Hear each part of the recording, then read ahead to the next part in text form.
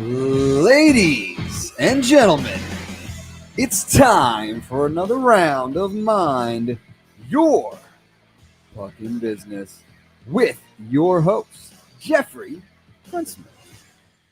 Thank you, Dougie Sticks, coming to you as always from the beautiful studios of Undefeated Media here in Bergen County, New Jersey. This is the Mind Your Fucking Business podcast brought to you by our good friends at the Bamboozle Project as well as DraftKings. We thank them both for their sponsorship and continued sponsorship as well.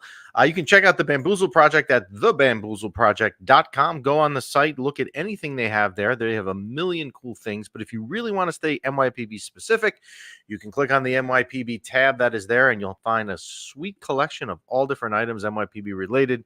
But most importantly, when you go to checkout, make sure you use promo code MYPB, and you will save yourself a whopping 20% off of your order. It's a pretty solid savings, I would say, especially like in this day and age. But we won't get into that. In this economy. Yeah, let's not get started. This is episode 163. That is ciento sesenta y tres if you're on the Spanish dial. So we appreciate you tuning in. If you're using the Spanish features available to tune into today's episode, you can send us your questions or comments, concerns, your weather report, whatever you want it to be at any time. And you can do that at mypbshow@gmail.com, or you can DM us on the Instagram platform. We are always active on the Instagram platform. And you can listen to the show. I see we already have some YouTube comments coming in the first minute. Mm-hmm. You can watch the show live on YouTube, or if you're not available on this Wednesday morning or Thursday morning when we're taping this on August 22nd, you can stream it at your convenience anytime. It will be up on iTunes and Spotify soon, so you can always listen to it there. And lastly, I should mention, because I haven't mentioned it the last couple shows, we are also live on Instagram, so you can be live on YouTube. Absolutely. Live on Instagram. If you want to get us, you can find us. How are you, sir? Yes, I'm great. But if you want to join the conversation, your best way to do that is Facebook or YouTube. We can bring the comments on the screen, but we can't do that on Instagram. Okay, good to know. So we can see you on Instagram, but we can't bring your comments here on TV. Thank you for your technical expertise, as always. Absolutely. I've been saying this the last couple of shows that we've done. We are clearly here in summer mode.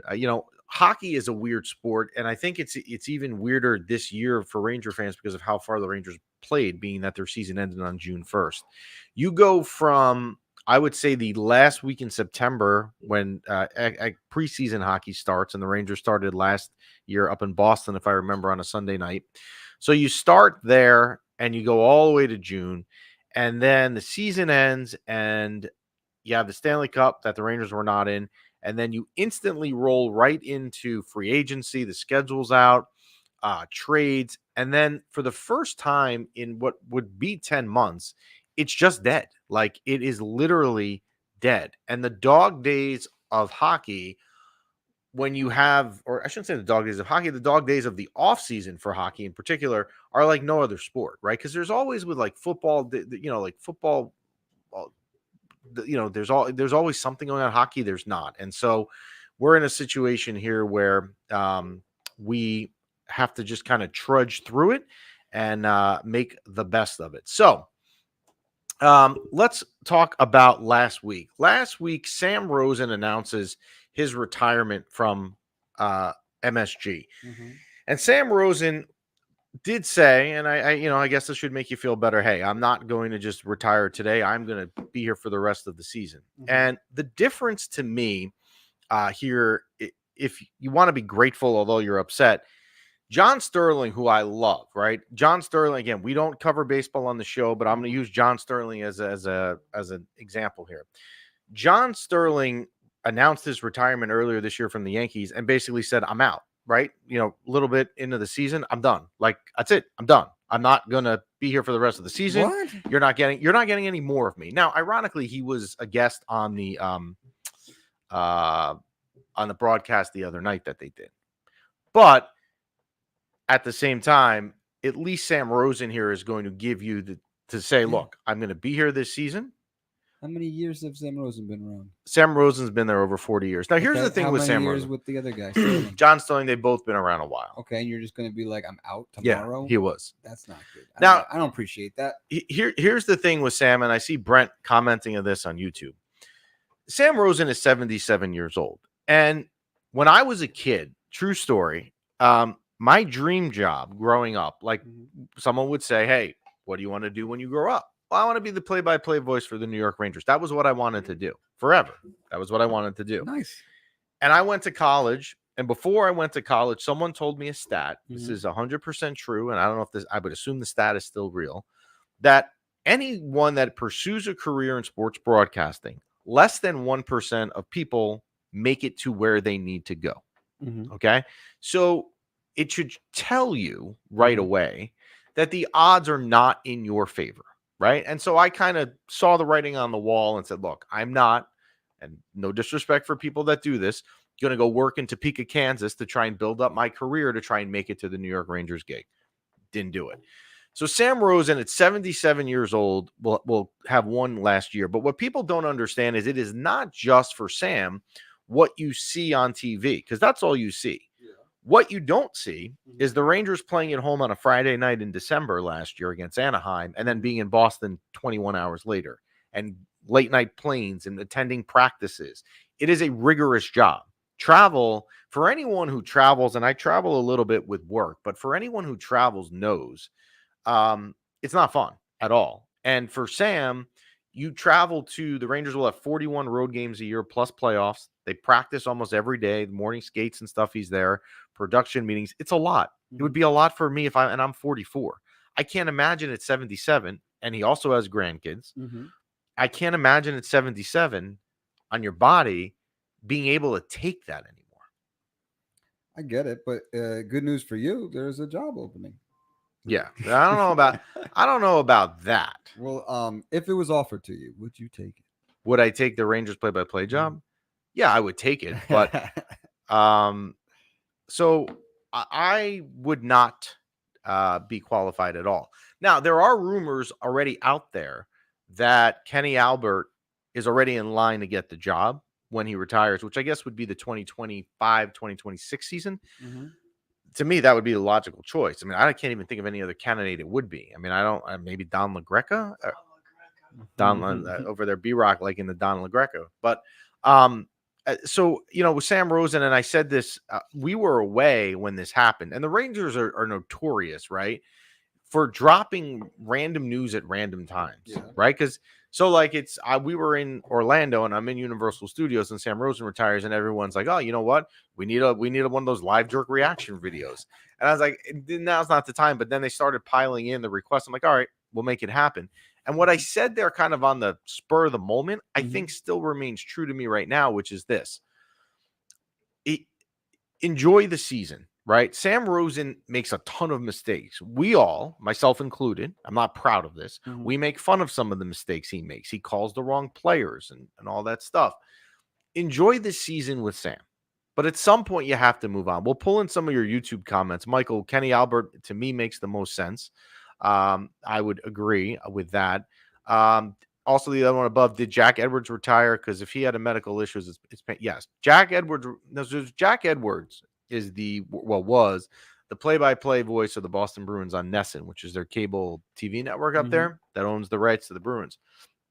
And Jack Edwards is, without question, the most homer announcer to the team that they cover you will ever see. And the dude doesn't shy away from the title. Like, he just accepts it. He retired earlier in the year. He was having issues, if I'm not mistaken, from what I read, with voice and all that stuff. And if you're doing the sort of work that you're doing, having your voice at full time would be there. We'll pull up Brent's comment. It's time for Sam. He had a fantastic run. The last couple seasons have been rough for him, and it has. And Brent brings up a good point, and that's kind of what I'm getting at. There's been a ton of mistakes that he makes. Now, look, in those past seasons, he's had a couple great calls. The best call he has had, and one of his probably top 3 or 5 calls of his career, was 2 years ago when Panarin scored the overtime goal against Pittsburgh in Game 7. That was a great call. He even had the call, I think it was this year, actually, the Thanksgiving Day weekend. Now people loved this call by Sam. I didn't think it was that great, but when Bonino scored against the Bruins, the Bonino call. But Sam Rosen is making a lot of mistakes, and he's 77. Let the man enjoy his time, right? Okay. So great memories, though, of Sam Rosen. And if you ever had the chance to meet Sam Rosen, one of like the nicest guys ever. I was in Dallas. Weird story with me and Sam Rosen. So I'm going to say two things. One, I shouldn't say, but I'm going to say it. Sam Rosen is a client of mine in my real job. So I've met him off of the ice. I've met his wife, super nice guy. But Jenny from the block and I were in Dallas at a Ranger game 7 years ago. I had a client in Dallas, and the client said, hey, if you guys fly down, we'll take you to the Ranger game down there. Found coverage to watch the kids, went and found a way to get down there. And we were walking through the arena to get to our seats in the upper deck, because that's where we sat. And Sam Rosen was literally outside the door, took pictures with us, really could not have been nicer. If you told me that, how could this man be nicer? I wouldn't even have an answer for you. And Dave met him so I guess he was met at a Goldberg's in Westwood, which is a very good bagel store. No way. By the way, David, we must live in the same area because I live right near there. I may or may not have passed Goldberg's today on my way to the studio, but we'll look at that. So we congratulate Sam Rosen, and again, cherish the time.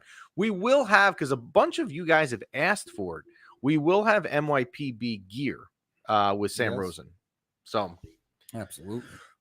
And a couple comments from Instagram, Coffee Sports Collectibles. This one will last a lifetime. That will be his obviously most, memorable call. He'll be remembered that it'll last a lifetime. And Ranger fans now hope that that is not, and that B-Rock's already laughing. I can hear him laughing through my headphones and his headphones, that it will not last a lifetime. And somewhere else in your lifetime, you will see the Rangers win. Speaking of Rangers winning, let's take the other one. Travel Masters comments. Trouba's not definitely getting traded at this point. It is getting less and less likely. Wow. As we have been saying here, the longer that this goes on, that Jacob Trouba is on the team as the summer progresses, the higher the odds are in turn that when training camp opens in 3 weeks, Jacob Trouba is on the team. Jacob Trouba will be on the team. Wow. And what's going to have to happen is that Ranger fan, if you are on the side where I can't stand Jacob Trouba, get him off my team, I'm going to boo him, you have to now get past that, right? Because if you're going to spend money, and I know what Ranger tickets cost because I'm a season ticket holder, they're not cheap. If you're going to spend your money and go to the Garden to watch your team that you support, you're not going to just go there and boo your captain. I mean, watch the game. Like, you've now got to get past it. He's on your team. Accept it. It's probably going to happen next offseason. It's more likely, and there have been people that have said that next year, with the way the contract works, he's more likely to leave then. But for right now, he's probably going to be here. We'll take Scud's comment. I can't help but wonder, do you think Kenny takes the full-time role? Would he give up all the other gigs? I imagine Kenny and Giannone would split the time. I would think Kenny Albert gets the job full-time. You could see with Kenny Albert what like Brendan Burke does with the Islanders. He's their play-by-play guy, but he still can do some national stuff like Kenny Albert could do. If you remember Doc Emmerich, when he was with the Devils, he was all over the national scene, but we knew him in this area that he was the Devils' full-time play-by-play guy. So I would expect that. I don't know that Giannone is John Giannone would be the answer. I would almost say LaGreca would be before John Giannone for play-by-play. Giannone, I think, would be a little bit lower on the poll, but what do I know? Interesting. Yeah, we'll see. I don't think I cannot imagine. I mean, that is Kenny Albert's job, right? If you told me Kenny Albert didn't want it, I don't even know where you would look. It's not even like there's a list of candidates. There's one. He makes the most sense. He's done him on radio. Jeff Gruntzman. Jeff Gruntzman. I wouldn't like it, actually. You know what? There's too much other stuff that goes on to that. I used to think as a kid, well, back then, you think to yourself, oh, I have, I can travel with the team, and that would be cool. I go to all these cities. Now, when I have to travel and leave the million things I have going at home, I'm like, go there. Right. As I told you, I have to go to Chicago for work next weekend. I'm like dreading it. And that's what, an hour flight? But, it'll turn into 5 with delays and all that. I don't need that. The other news out of Ranger camp yesterday. Yeah. Although it's kind of news, but it kind of was like teased to us and maybe Mhm. became more. And that is, and Chris, I like your comment. Can Sam take Joe Micheletti with him? I am not a Joe Micheletti fan. It would be fine with me. The other news that came out yesterday, and we posted it on our Instagram page, was the news that Benoit Allaire, the Rangers goaltending coach, will not be around the team on a day-to-day basis anymore. Now, if you are not a Ranger fan, or maybe you're not the most knowledgeable of Ranger fans, and I still love you, don't worry about it if you are. But if you are not the most knowledgeable of Ranger fans, or you're not a Ranger fan, you say, well, why do you care so much about your goaltending coach retiring? Why? Doesn't matter. Benny Allaire is without question the best goaltending coach in the NHL. Wow. I understand the counter argument is this. Well, hey, he worked with Lundqvist and he worked with Igor, so he had really good talent. No. How many times in particular, I'll give you an Igor Shesterkin example this year. Coming out of the All-Star break this year, Igor Shesterkin was not having an Igor year at all, right? We had Molly Walker on, we had Dan Rosen on. We said, do we think Igor Shesterkin is going to figure it out? Should we panic? Should we panic? Thank you. Do we push the panic button? Yeah. Okay.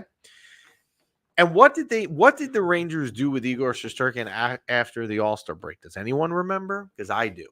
What they did was they basically said, Igor, here's the schedule the next week of games we're playing in. Yeah. You're not playing in any of them. Oh, Jonathan Quick is. You're obviously rested, right? We've coming off the All-Star break. You haven't played. You're going to spend some time with Benny Allaire, who wants to work on some adjustments he sees in your game. We all know how the rest of it panned out in Igor Shesterkin's season. And that has happened with Henrik Lundqvist too. I can't remember the exact example like I can with Igor, but I will tell you that it has happened and it has been the same. So you would say he's the goalie whisperer. He is. And Michael brings up a good point that Georgiev, two good points actually, that Georgiev is good because of the help of Benoit Allaire. Okay. A part of why, and this is not a knock on Alexander Georgiev, but Georgiev got paid really well by the Avalanche. And a lot of that is because of how well he played in New York, and he had Benoit Allaire coaching him. Jonathan Quick, who came here a year ago, right? And people, he's washed up. He was in Columbus. He was in Vegas. He wasn't even a starter goalie. Ended up probably maybe even you could argue being the X factor for this team, because when Igor wasn't good in the beginning, Jonathan Quick was working with Benoit Allaire. So again, you're seeing with a common theme here with Sam Rosen, Benoit Allaire, time, as scary as it is, continues to march on, and you have to move on. But Benoit Allaire, I have been told, will be around the team, just not on a day-to-day basis. So for those of you panicking, and I see on Instagram some of our friends are saying they're so nervous without him, he will be around. It will be less.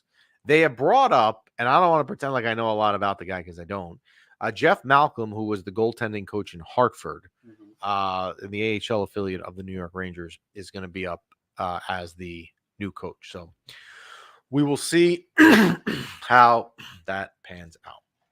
There's a lot of interesting moves happening. Not in the positive, man. Not in the positive.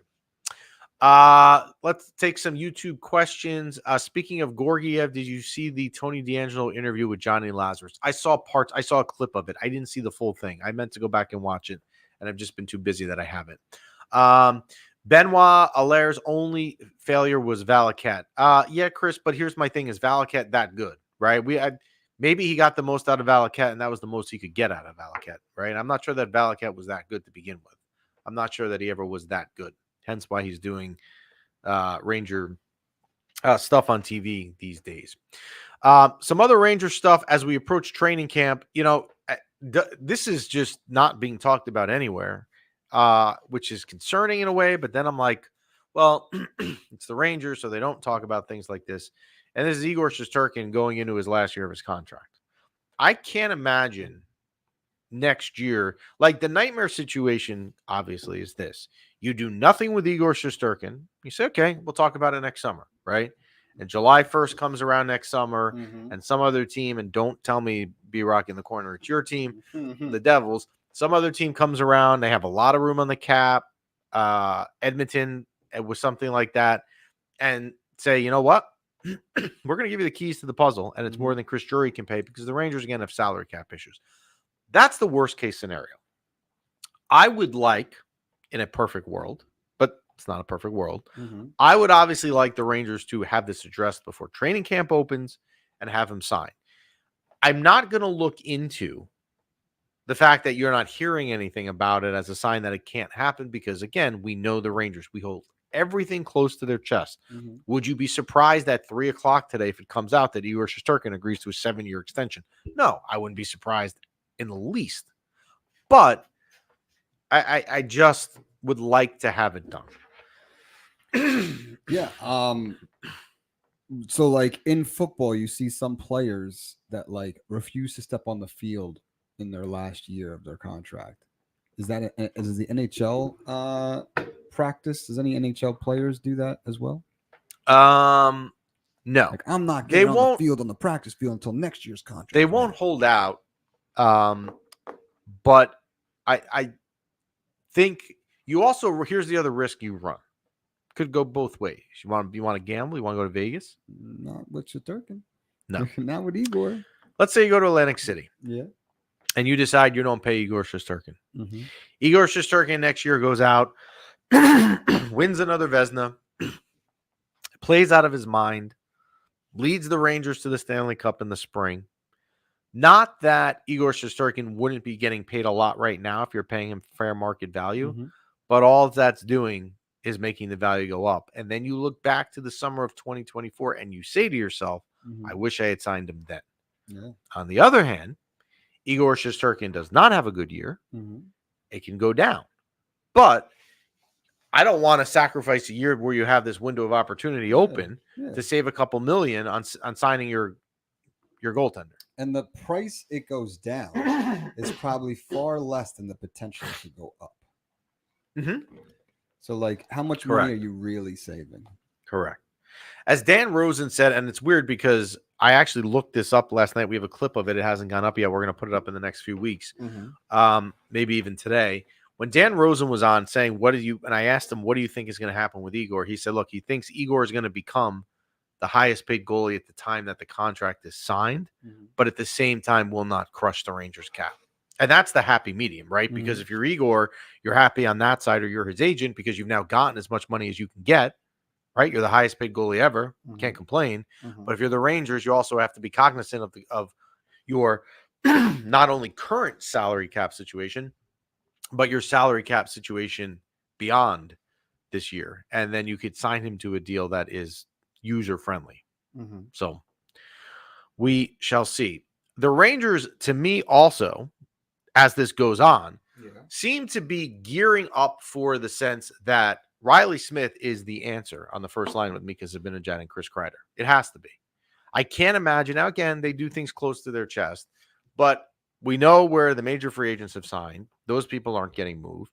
You could make a trade, right? I mean, could Capo Caco still get traded for someone to bring in a wing to play on that line? Yes. But at this point, you'd have to sit there and say to yourself, probably the answer, they're banking on Riley Smith. So you're looking at your top line of Mika Zibanejad centering him, Chris Kreider on the left, and Riley Smith on the right. Now, people in the comments are going to get at me for my take on this, and this is fine. And I know Chris is here, and we agree to disagree. That I am of the side. I am not under any circumstance breaking up the line of Trocheck, Panarin, and Lafreniere.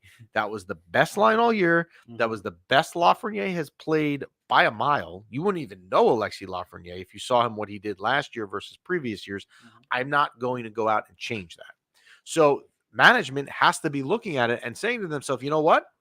The answer we're going to give you, because Zibanejad and Chris Kreider, in terms of having a line mate, is that's your answer. Absolutely. And you're going to have to be fine with it. And so Michael's comment on YouTube is in agreement. No one touches that line. So now who will challenge for that? Who can challenge that winger spot in the AHL? It's a good question by David. And that's actually a different approach that most people are not looking at. So I like that question and I appreciate it.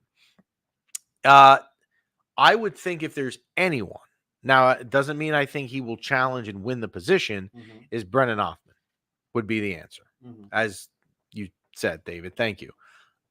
To have a guy, Brennan Hoffman, with extraordinarily, I'm going to repeat that. Mhm. Extraordinarily minimal NHL experience. Okay. Mhm. Then turn around and be put on a line with Mika Zibanejad and Chris Kreider. That is a massive jump. Could it be done? Sure, it could. But that is a massive It's jump. baffling to me how in this amount of time it's been impossible to find a wing for that line. It has never been addressed.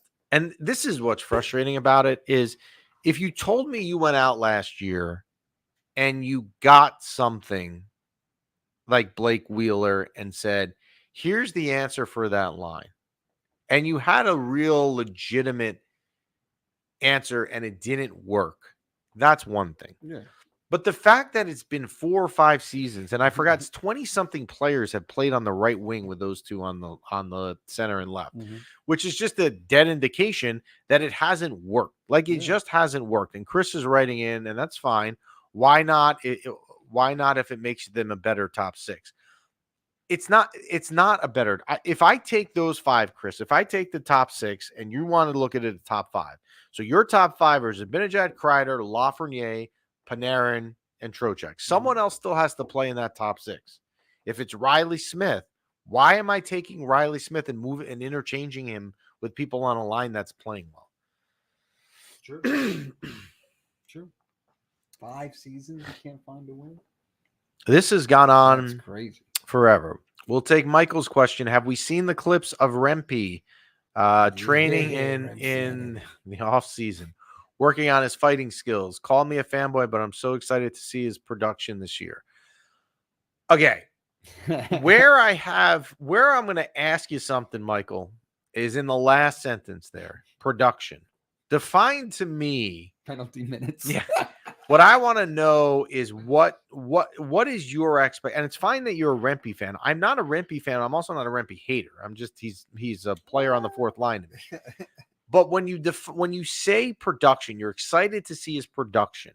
I need a definition of what that means. Penalty minutes. It's not going to be goals. Like if anyone's going to think that, Rempe's going to be playing on the second line this year, they're nuts. That's a terror. Then the season's gone to hell. If Matt Rempe's playing on the second line.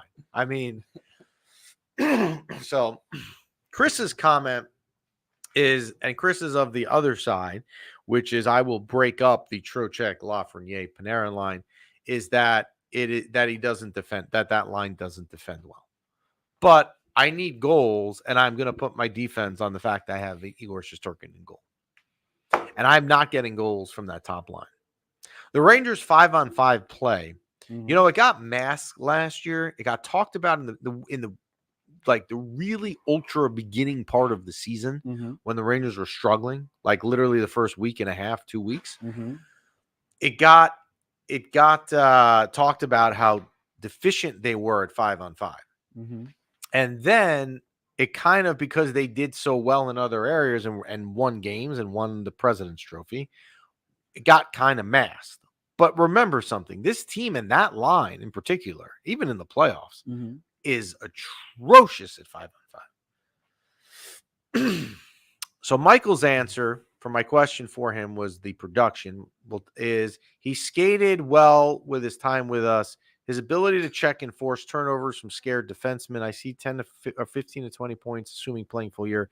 He carried the pucks well for his size and 700 penalty minutes, and he brings energy. That to me is what he can bring to the team. Now, 15 to 20 points. If Matt Rempe has 15 to 20 points, I would be shocked because remember, he's not going to see any power play minutes, right? So he's having to get 15 to 20 points being a fourth line guy playing 5-on-5 on a team that struggles 5-on-5 on a non-goal scoring line. I would be shocked if he had over 15 points. If he had over 15 points, Michael, to your original point, that would be solid production for what his role is. But does he change? Baby. Does he change the energy when he's out there? Yes. Absolutely. But here's the other thing.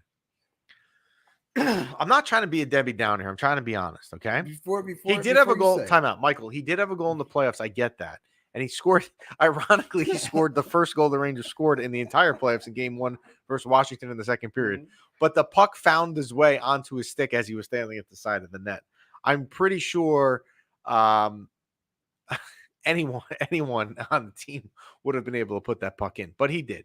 But my thing with Rempe also is this: when he comes out, like, and he skates at the Garden, he comes out for a shift and everyone goes crazy, and they will in October when they open up against Utah, and then they will 2 nights later when they play Detroit, blah, blah, blah. Can we fast forward, though? Let's say it's March. Yeah. Okay. And in March, they're playing, let me pick a random March game. They're playing Vancouver next year on March 22nd. Yeah, I know the whole schedule, but I have it memorized. Ooh. They're going to play Vancouver on a Saturday afternoon in Look at March. you, dude. March You're not even looking 22nd. at anything. I'm not. Matt Rempe comes out. Yeah. Has the novelty worn off, though, by then? Probably. Huh? It has to. It's REM sanity. It's REM sanity. How Like, long can REM sanity like go on for? it's not. It is, but it's not. It's just not. To me, it's just too. I don't know.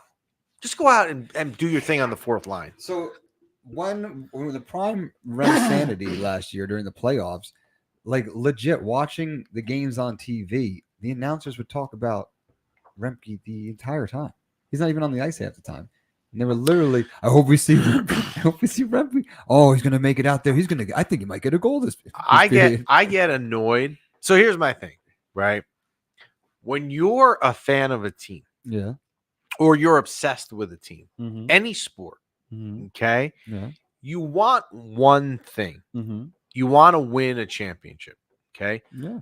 I don't give a rat's you know what. If it's Matt Rempe scoring, Mm-hmm. if it's Mika Zibanejad scoring, if it's Mhm. Artemi Panarin scoring for the millionth time in a regular season game, I don't care who it is. I just want to win. Yeah. So my odds of winning Yeah. don't really change to me Yeah. if Matt Rempe is there. It changes minimally. Okay. It's not Artemi Panarin. Yeah. It's not Adam Fox. It's not Igor Shesterkin. Mm-hmm. I can't get behind a guy and go out and buy a Rempe shirt like they're selling, which is smart of people to do. I guess if you're going to cash in, there's people out there that will buy it. And on a guy that has a minimal effect on this team. If Matt Rempe was not on the team, if Matt Rempe was not on the team, if you didn't know who he was, there was no sanity. Do the Rangers still win the President's Trophy? Yes, probably. I mean, I don't. Why would they not? Would they not have gotten past Washington in the first round? Yes, he scored in Game 1.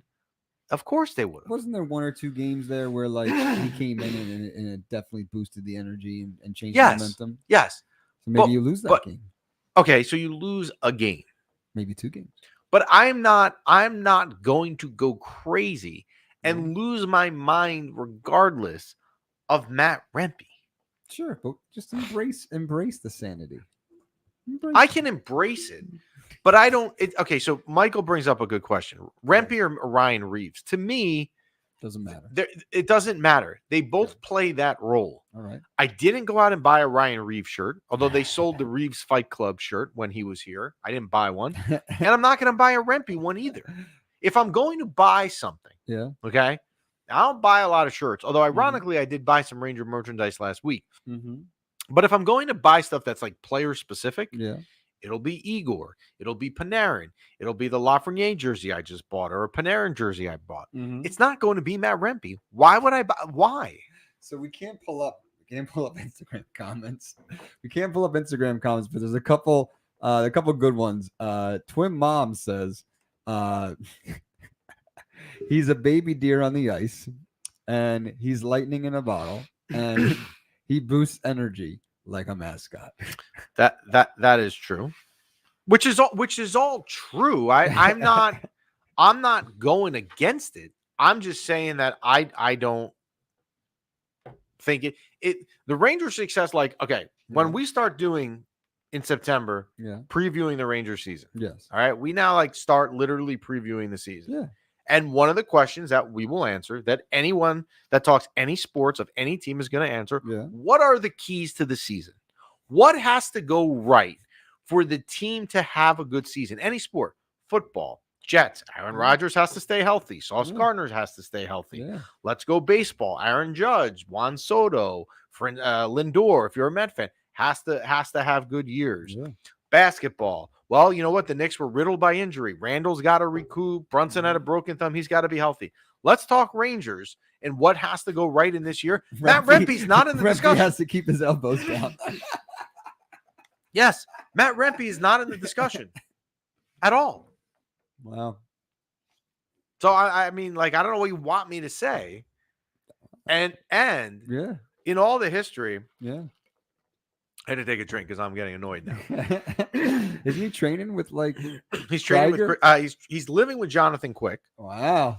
in Connecticut, and he's training with Kreider. But Wow. again, he's not going to beat Chris Kreider. Chris Kreider scored 50 goals a couple years ago. If Rempe scores 4 goals in a year, you'd be happy. But just say you love Rempe, and I'll drop all charges. My overall point with Matt Rempe is this: Yes. you can love him, you can like that sort of player. Yeah. That is great. Mhm. There is a need. Every team has a need for that sort of player. Mhm. Absolutely. When the Rangers won the Cup in '94, maybe it was Joey Koser, maybe it was Ty Domi. When the Devils won the Stanley Cup, I'm trying to think of wasn't Randy McKay, Bobby. I don't know. Everyone has a player that fits that role, but it's not that important that I'm going out and buying his jersey. We posted a clip. Yeah.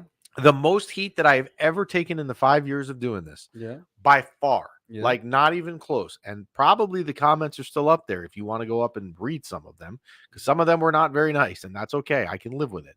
But the most heat that I have ever taken on any Instagram clip ever was when I said in the Washington series after game 2 that they do not need to dress Matt Rempe in game 3. They don't need him. He's a liability to put the team shorthanded. And everyone, not everyone, but the vast majority of people went ballistic on me. The amount of hate DMs that I got for that take, and I honestly didn't even think it was that bad. I thought I was saying something just that should be common knowledge. But I don't know. In your season preview or now, can we address what needs to change for 5-on-5 play? Because we are basically a power play team. And it frustrates me. Can we pull up that bottom comment? Yes. That's a good question. These are all things we will address, Michael, in the season preview. Here's, to me, if you want to change it, and this is where Chris, if he's still watching, who's someone who wants to change, if he wants to change the lines, if I'm going to get my way and keep the lines the way they are, then you have to probably expect the same results on 5-on-5. That would be my guess, right? Like, why would you not expect things to change? Can it change if you keep the lines the same? I don't know. I mean, I would think top line wise, which is Zibanejad and Kreider and Riley Smith, you've got to try to find a way 5-on-5 to get Kreider to the net more. Obviously, his best asset and the way he scores goals are in the paint, redeflecting pucks, or you've got to find ways to get pucks deep using Kreider's speed and being first in. So we shall see. But shifting gears real quickly here before we get out of here. The NFL final week of preseason this weekend, Jets Giants. Saturday night. I will actually be there. Wow. Do not go to football games often, but I will be there on Saturday. Yeah. I can't imagine that the Jets would play Aaron Rodgers. I mean, I can't even imagine the Giants would play Daniel Jones. Well, I mean, they just practiced with each other, and there was a ton of clips of them. But I think throwing touchdowns. If there's one player, like if I was going to go and that I wanted to see would be Aaron Rodgers, but I'm sure he's the most likely player to not play. I would be like, why is he playing? Sure. And if you're the Giants, whether you love Daniel Jones or not, he's still your starting quarterback. I don't know. I can't imagine most teams are playing their starting quarterback at this rate. Well, they played Danny Dimes, I think the first half last game, but that's because he's like trying to get back in the swing of things. Did you see the INT that went back the other way for a pick six? I did not see that. Awful. I saw the replay, but I didn't like watch it. Like if you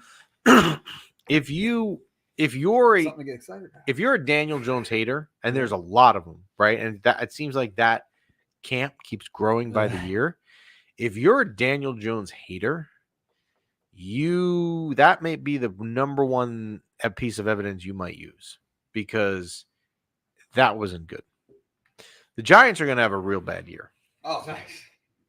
But for you, the positive is, since you like to go to the games, you'll have an easier time getting tickets, and you can still have your hottie, whatever drink you Hot make. toddies, baby. Hot toddies you make in the parking lot.